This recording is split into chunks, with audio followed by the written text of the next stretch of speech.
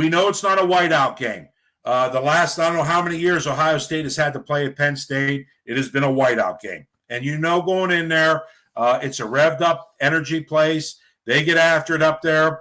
It's an extremely unbelievable environment, and it's tough on opposing teams and offenses, no matter how good you are. Think back to when Ohio State won the national championship in 2014.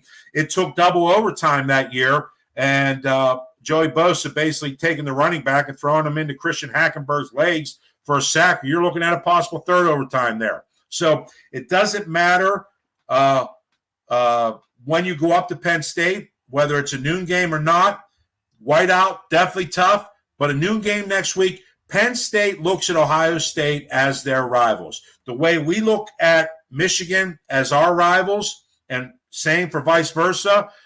You've got Michigan looking at Ohio State as their rivals. Penn State looks at Ohio State as their rivals. And regardless of what happens tonight, because the game last week against Michigan, they had their manhood taken away from them. I never seen a team get bludgeoned like that on the ground, other than if they were playing an Army or a Navy who runs that wing T, wishbone type offense where you just get gashed on the ground. Penn State was gashed on the ground by another Power 5 school to the tune of over 400 yards, and that's hard to do. That is really, really hard to do. It's something when you go for over 300 yards rushing, but Michigan dropped over 400 yards rushing against Penn State last week. And now you've got a Minnesota team coming in tonight to the whiteout. And so Michigan is a very run-heavy team. I don't know if Tanner Morgan is playing or not. We'll have to wait and see. Minnesota's starting quarterback. They have Ibrahim, the running back. They have a huge offensive line. And I think one of the differences with Penn State right now is, other than Mustafa on the defensive line for Penn State, they're just not big. And Michigan just flat out bullied Penn State last week. And so obviously we'll have to wait and see what happens tonight. I look for Penn State to rebound and get through that game somehow. It could be a very tight game tonight going against Minnesota, but we'll have to wait and see. But next week, I can assure you, as a noon start, Ohio State will have their full attention, okay?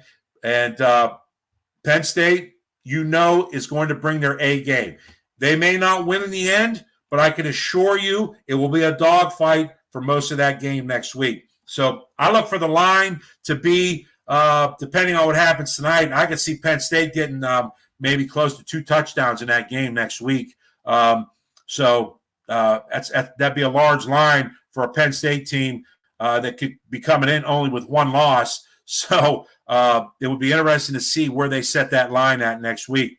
And you always got to worry about the weather too, guys. I've kind of been checking what the weather is going to be like in State College right now. As a week ahead look, there could be the possibility of some rain. Again, that can all change at this point in time in Pennsylvania.